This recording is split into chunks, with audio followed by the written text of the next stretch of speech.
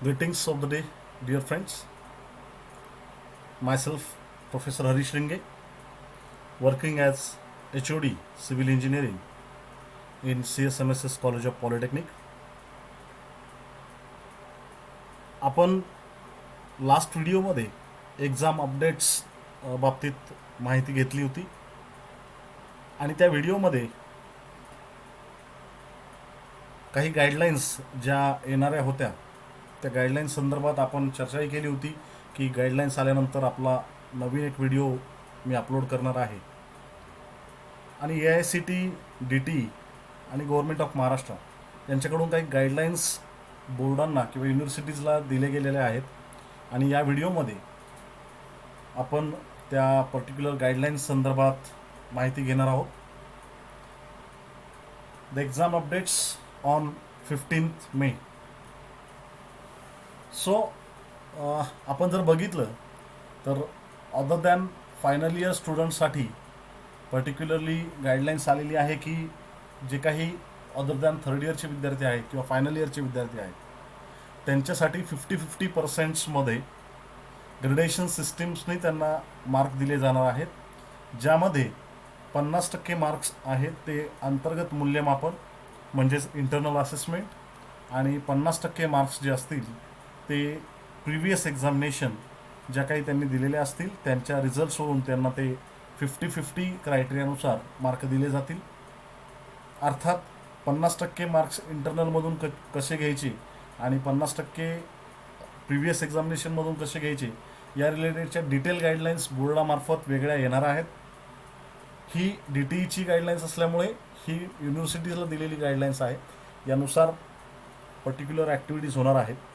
मग इंटरनल असेसमेंटमध्ये काय काय गोष्टींचा विचार घेतला जाईल तर त्यामध्ये निरंतर मूल्यमापन म्हणजे जसं की तुमचं टर्मवर्क असतं, तुम्हाला कंटिन्युअस असेसमेंट त्या गोष्टींना केले जाते, प्रत्येक प्रॅक्टिकल्सला मार्क दिले जातात, त्या गोष्टींचा इथे विचार केला जाईल. इन सेम एक्झामिनेशन, त्याच्यानंतर mid sem examination, class test किंवा यापेक्षाही व्यतिरिक्त ज्या काही ॲक्टिव्हिटीज ज्याच्यातून तुम्हाला मार्क दिले जात असतात तुमच्या इन्स्टिट्यूट लेवलला त्या संदर्भातल्या पण सर्व गोष्टींचा विचार इथं इंटरनल असेसमेंट म्हणून केला जाणार आहे आणि त्याच्यातून 50%ची जे काही ग्रेडेशनसाठी लागणारे मार्क्स आहेत ते विचारात घेतले जाणार आहेत. जर प्रिव्हियस एक्झामिनेशन अवेलेबल नसेल तुमच्या या पर्टिक्युलर कोर्सच्या संदर्भातली तर त्या पर्टिक्युलर केसमध्ये 100% गुण हे इंटरनल असेसमेंट वर डिपेंडंट असतील अशी माहिती किंवा गाईडलाईन्स ही DTE मार्फत देण्यात आलेली आहे. मग आता नेमकं प्रिव्हियस सेमिस्टरची एक म्हणजे रिझल्ट अवेलेबल नाही अशी कंडिशन फक्त माझ्या हिशोबाने सांगता येईल की जे इयरली पॅटर्न एक्झामिनेशन होतात, जसं की डिप्लोमा इन फार्मसी आहे त्यांचे इयरली पॅटर्न एक्झामिनेशन आहे आणि त्याकरता त्यांना प्रिव्हियस सेमिस्टर म्हणजे शेवटच्या सेमिस्टरचे फर्स्ट इयरचे जे काही विद्यार्थी असतील particularly diploma pharmacy first year त्या विद्यार्थ्यांकरिता हा रूल लागू केला जाईल की त्यांचे 100% मार्क जे काय आहे ग्रेडेशन आहे ते इंटरनल असेसमेंटवर दिले जाईल. मग तुमच्या मनात आता एक सध्या विचार चालू असेल की का नेमकं हा डिसिजन घेतला गेला की अदर दॅन फायनल इयरच्या विद्यार्थ्यांना एक्झाम न घेता ग्रेडेशन सिस्टीमने मार्क द्यावे. तर त्याकरताही काही गाईडलाईन्स बोर्डाने किंवा DTEने सांगितले आहेत. त्यामध्ये त्यांनी प्रखरतेने उल्लेख केला आहे की अदर दॅन फायनल इयर या विद्यार्थ्यांना COVID-19 या पर्टिक्युलर महामारीमुळे जे काही प्रॉब्लेम्स क्रिएट होत आहेत किंवा हेल्थ इश्यूज डेव्हलप होत आहेत त्या पर्टिक्युलर गोष्टींचा आपल्या स्टेक होल्डर्सवर म्हणजे विद्यार्थी आहेत या विद्यार्थ्यांवर हेल्थ इफेक्ट्स होऊ नयेत या पर्टिक्युलर विषयाचे गांभीर्य लक्षात घेता शैक्षणिक वर्ष 2019-20 या एका पर्टिक्युलर वर्षासाठी हा डिसिजन घेण्यात आलेला आहे, ज्यामध्ये विद्यार्थ्यांचे हेल्थ आणि सिक्युरिटी या सर्व गोष्टींचा विचार करून ही पर्टिक्युलर डिसिजन इथे घेण्यात आलेला आहे. यानंतर अनेक विद्यार्थ्यांनी प्रिव्हियस व्हिडिओ जेव्हा मी अपलोड केला होता त्यावेळेस अनेक विद्यार्थ्यांनी मला प्रश्न विचारले होते की किंवा पालकांनीही काही प्रश्न विचारले होते की सर नेमकं ATKT किंवा इयर डाऊन विद्यार्थ्यांचा म्हणजे काय होणार आहे.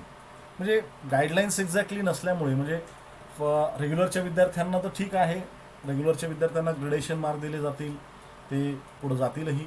परंतु एटीकेटी किंवा इयर डाऊन असलेल्या विद्यार्थ्यांबद्दल काय, तर त्या पर्टिक्युलर विद्यार्थ्यांच्या बाबतीत मी सांगेल की त्या विद्यार्थ्यांकरता गाईडलाईन्समध्ये क्लिअर कट मेन्शन केलेलं आहे की ज्या विद्यार्थ्यांचे विषय बॅकलॉग आहेत किंवा ते त्या पर्टिक्युलर विषयाला गैरहजर होते मागच्या सेमिस्टरच्या एक्झामिनेशनला, त्या पर्टिक्युलर विद्यार्थ्यांना, सर्व विद्यार्थ्यांना पुढच्या वर्षात प्रवेश दिला जाईल. परंतु पुढच्या वर्षात प्रवेश दिला याचा अर्थ असा नाही की तुमच्या विषयाला ग्रेडेशननुसार मार्क भेटतील.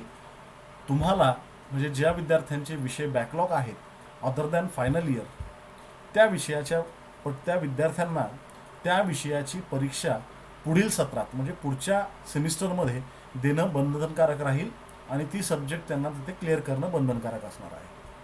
कारण की भरपूर विद्यार्थी याच शंकेमध्ये होते की आता ग्रेडेशन सिस्टीम जर वापरली तर रेग्युलरच्या विद्यार्थ्यांना तर ग्रेडेशन येईल, ठीक आहे, पण मग आमचं काय.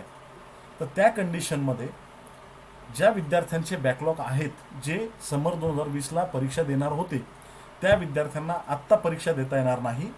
परंतु सर्व विद्यार्थी ज्यांचे एटीकेटी आहे किंवा इयर डाऊन आहेत, या सर्व विद्यार्थ्यांना पुढील वर्षात ॲडमिशन हे दिले जाणार आहेत.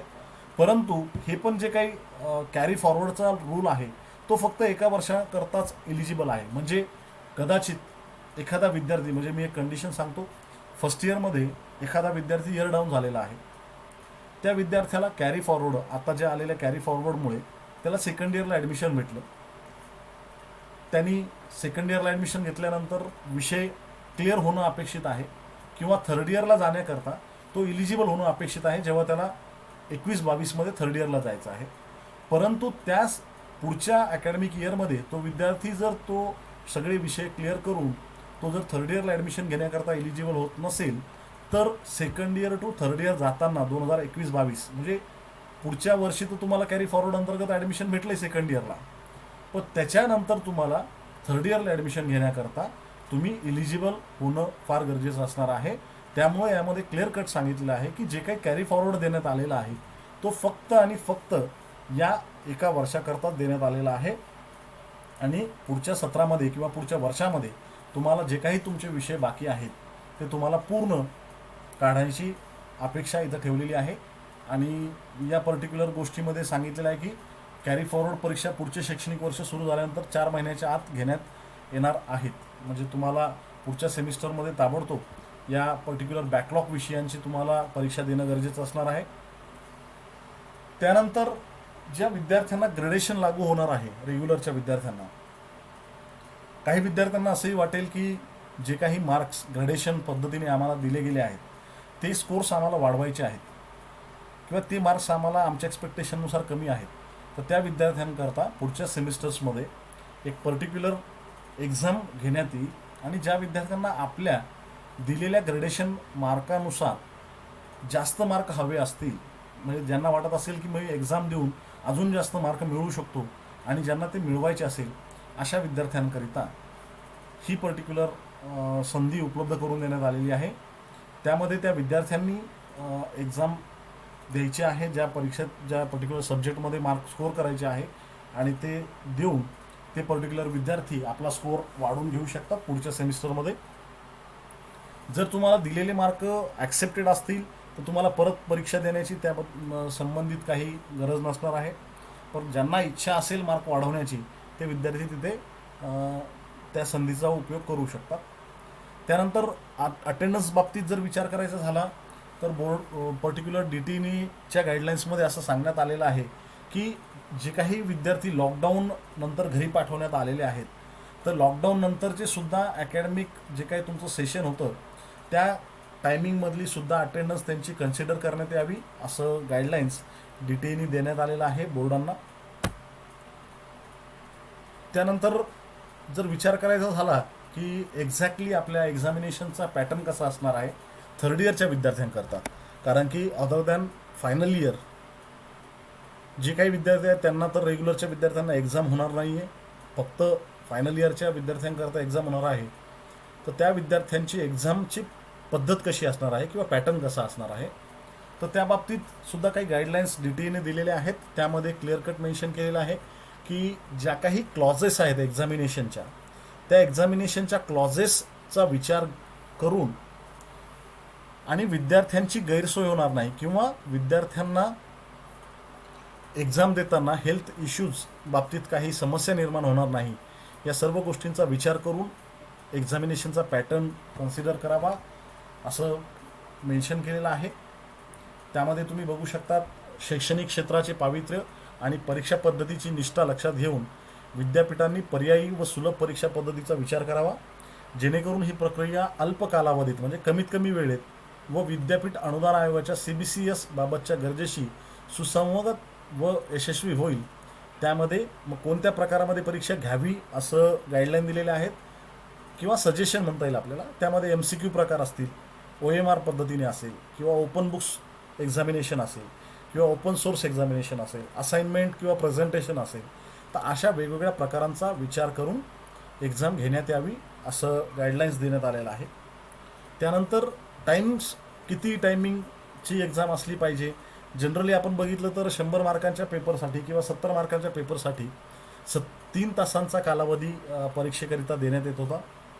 तर त्याबाबत ही DTEने गाईडलाईन दिलेली आहे की 3 तासांच्या ऐवजी 2 तासांमध्ये जर परीक्षा आपल्याला पॉसिबल असेल घेणं, तर ती 2 तासांमध्ये घेण्यात यावी, जेणेकरून एक्झामिनेशनच्या क्लॉजेस आणि ज्या काही आपण विचार करत आहोत या सर्व गोष्टींचा प्रॉपरली मेंटेन करून आपल्याला परीक्षा घेता येतील आणि विद्यार्थ्यांच्या असेसमेंट जे काही आहेत म्हणजे प्रॉपरली पेपर चेकिंग होणं आहे, त्यांचा रिझल्ट लावणं आहे, या सर्व गोष्टींचा विचार करून परीक्षा टायमिंग 3 तासांच्या ऐवजी 2 तास करता येईल का फायनल इयरच्या विद्यार्थ्यांसाठी, त्यासाठीही विचार करण्यात यावा अशी गाईडलाईन DTEने देण्यात आलेली आहे बोर्डाला.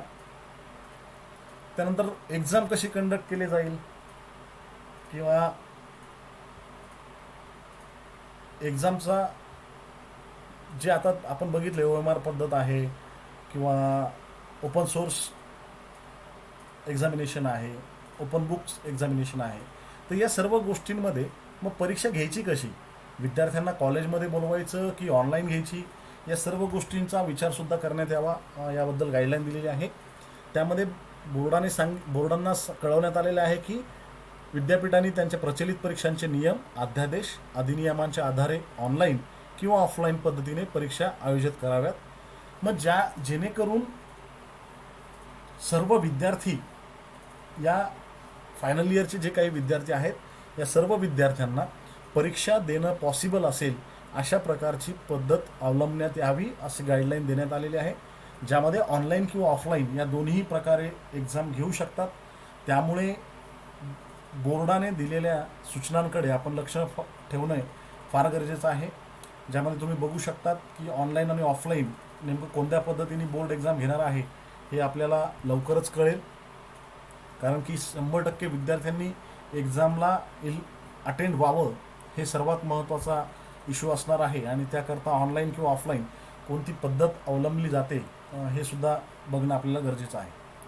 त्यानंतर ड्युरेशन ऑफ एक्झाम म्हणजे नेमकं कधी एक्झाम घ्यावी, तर एक्झामची ड्युरेशन ही 1 जुलै ते 31 जुलै दरम्यान घेण्यात यावी असं उल्लेख बोर्डाला देण्यात आलेला आहे.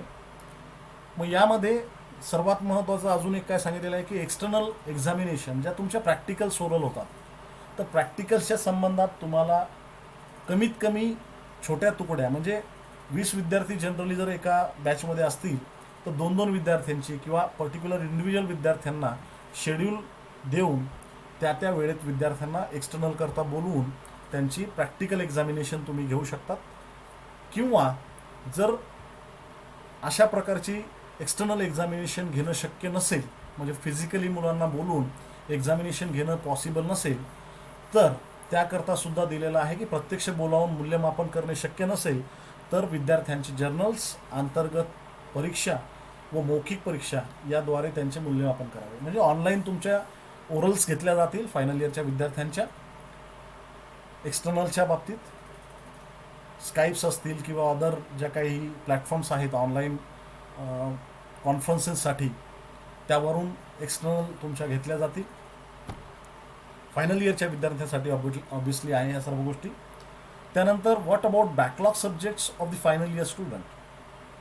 आता आपण बघितलं की थर्ड इयरच्या अदर दॅन थर्ड इयर किंवा other than final year students सर्व विद्यार्थ्यांना सेकंड इयर फर्स्ट इयरचे जे काही विद्यार्थी आहेत त्या विद्यार्थ्यांना बॅकलॉग्सची एक्झाम आत्ता द्यायची नाही आहे. रेग्युलरची त्यांना ग्रेडेशन मार्क भेटणार आहे आणि बॅकलॉगचे विषय त्यांना नंतर द्यायचे आहे.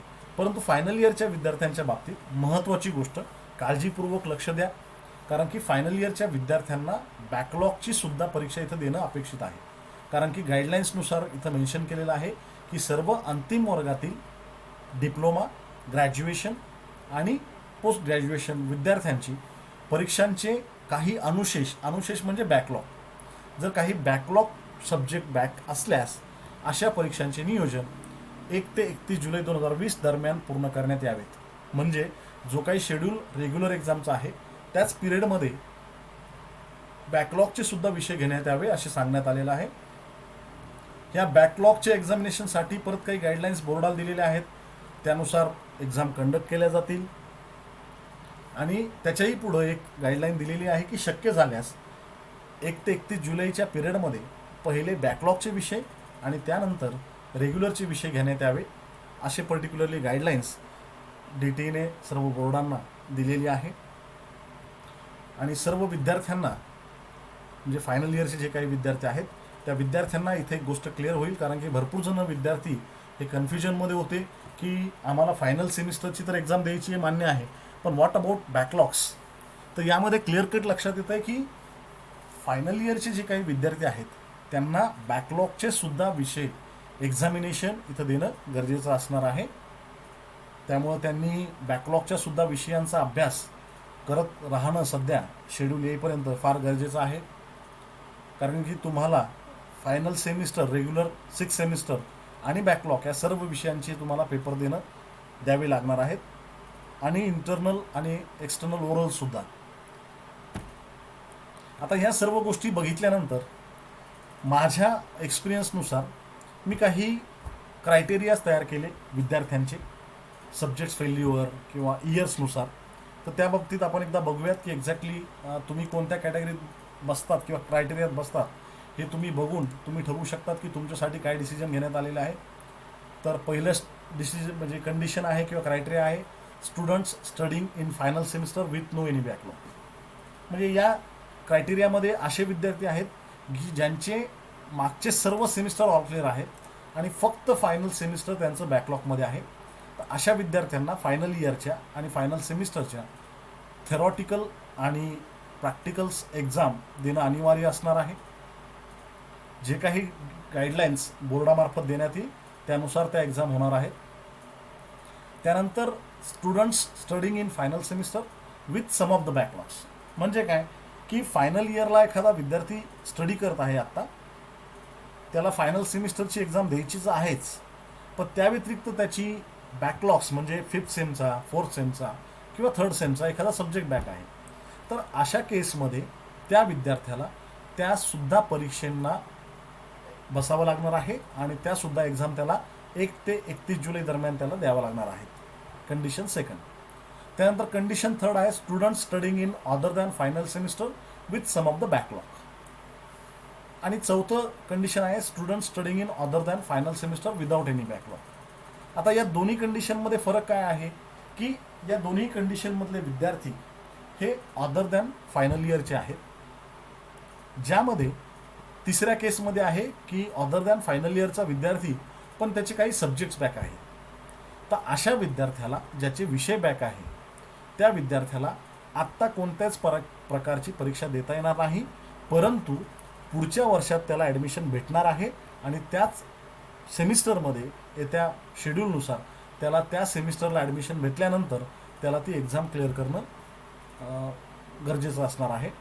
आणि जे विद्यार्थी without any backlog other than final इयर्सला आहेत त्या विद्यार्थ्यांना ग्रेडेशन सिस्टीमनुसार डायरेक्टली मार्क्स त्यांना भेटणार आहेत आणि त्या मार्क्सनुसार त्यांचं रिझल्टसुद्धा जनरेट होणार आहे. त्यानंतर 5th कंडिशन आहे students having year drop due to failure of the more subjects than eligibility. आता मागच्या वर्षी म्हणजे 19-20 दरम्यान जे विद्यार्थी रेग्युलर होते परंतु त्यांचे काही विषय बॅकलॉग राहिल्यामुळे ते पुढच्या वर्षात म्हणजे 19-20ला ॲडमिशन घ्यायला एलिजिबल झाले नाही आणि त्याकरता ते इयर ड्रॉप झाले. तर अशा सर्व विद्यार्थ्यांना त्यांचे एनी नंबर ऑफ सब्जेक्ट जरी बॅकलॉग असले आजच्या डेटला तरीसुद्धा त्यांना पुढच्या वर्षासाठी म्हणजे 20-21साठी पुढच्या वर्षात ॲडमिशन भेटणार आहे. परंतु जे काही विषय आता तुमचे बॅकलॉगमध्ये आहेत ते बॅकलॉग दिसतील आणि तुम्हाला पुढच्या सेमिस्टरला जे काही शेड्यूल येणार आहे त्यानुसार तुम्हाला त्याचे एक्झामिनेशन द्यावं लागणार आहे. त्यामुळे इथं ज्यांचेही बॅकलॉग 80 किंवा YD विद्यार्थी असतील त्यांना लक्षात घ्यायचं आहे की बॅकलॉग जे सब्जेक्ट्स आहेत मागच्या सेमिस्टरला जे काही विषय बॅक आहेत ते विषय तुम्हाला आत्ता त्या संदर्भात काही बेनिफिट भेटणार नाही आहे. तुम्हाला पुढच्या सेमिस्टरला त्या सर्व विषयांची परीक्षा देणं भाग असणार आहे अदर दॅन फायनल इयर. त्यानंतर carry on students got eligible. मग आता या कॅटेगरीमध्ये विद्यार्थी कोणते येणार आहेत तर या कॅटेगरीमध्ये असे विद्यार्थी येणार आहेत की ज्यांनी कॅरी ऑनमध्ये ॲडमिशन घेतलं होतं 2018मध्ये आणि आत्ता प्रिव्हियस एक्झामिनेशनमध्ये त्यांचं इलिजिबल ते झालेले आहेत फायनल इयरच्या एक्झामिनेशनसाठी. तर असे सर्व विद्यार्थी रेग्युलर फायनल इयर असं त्यांना कन्सिडर केले जाणार आहे आणि त्या सर्व विद्यार्थ्यांनी आत्ता 6 सेमिस्टर आणि मागचे सर्व बॅकलॉग्स या सर्व परीक्षांना त्यांना इथं एक्झामिनेशनसाठी बसावं लागणार आहे. त्यानंतर 7वा कंडिशन आहे की final year passed out students but having some of the backlogs. याचा अर्थ काय की काही विद्यार्थ्यांनी फायनल इयरचे सब्जेक्ट सगळे ऑलरेडी ऑल क्लिअर झालेले आहेत परंतु त्या विद्यार्थ्यांचे प्रिव्हियस सेमिस्टर म्हणजे मग 4th सेम असेल 3rd सेम असेल या सेमिस्टरचे काही त्यांचे विषय बॅक होते. तर अशाही प्रकारच्या विद्यार्थ्यांना एक्झामिनेशनसाठी बसावं लागणार आहे किंवा या पर्टिक्युलर टर्ममध्ये त्यांना एक्झाम असणार आहे. कारण की ते ऑब्वियसली त्या विषयाची एक्झाम दिल्याशिवाय नेक्स्ट इंजिनिअरिंगला जायचं असेल किंवा पोस्ट ग्रॅज्युएशनला जायचं असेल किंवा जॉब करायचं असेल त्या पर्टिक्युलर फायनल इयरच्या विद्यार्थ्यांना या सर्व कंडिशन एलिजिबल असल्यामुळे त्यांनासुद्धा एक्झाम देणं इथं गरजेचं असणार आहे. सो अशा प्रकारे आपण बघितले की काय काय कॅटेगरीमध्ये किंवा क्रायटेरियामध्ये विद्यार्थी येतात आणि त्यानुसार त्यांना काय काय पर्टिक्युलर गाईडलाईन्स DTAने बोर्डाला दिलेल्या आहेत. अर्थातच तुम्ही डिप्लोमाला असताल तर MSBT मार्फत डिटेलमध्ये गाईडलाईन्स आपल्याला भेटणारच आहे. पण या गाईडलाईन्सच्या आधारावरच सर्व काही गोष्टी डिपेंड असणार आहे. त्यामुळं तुम्ही या सर्व गोष्टींची माहिती पूर्णपणे करून घ्यावी. काही जर तुम्हाला क्वेरीज असतील तर दिलेल्या डिटेल्सवर तुम्ही कॉन्टॅक्ट करू शकता माझ्याशी किंवा आता बोर्डाने सुद्धा msbt.org.in वर त्यांचे काही कॉन्टॅक्ट नंबर दिलेले आहेत की कोणाला तुम्ही कॉन्टॅक्ट करू शकता. तुमच्या रिजननुसार तुम्ही त्यांना कॉन्टॅक्ट करून पूर्ण माहिती विचारू शकता. सर्व माहिती गाईडलाईन्सनुसार दिलेली तुमच्या लक्षात आली असेल अशी मी आशा बाळगतो. अपकमिंग व्हिडिओजसाठी तुम्ही माझं चॅनल सबस्क्राईब केलं तर तुम्हाला नेक्स्ट ज्या काही एक्झाम्सच्या बाबतीत अपडेट्स येणार आहेत त्या तुम्हाला भेटतील. Thank you very much.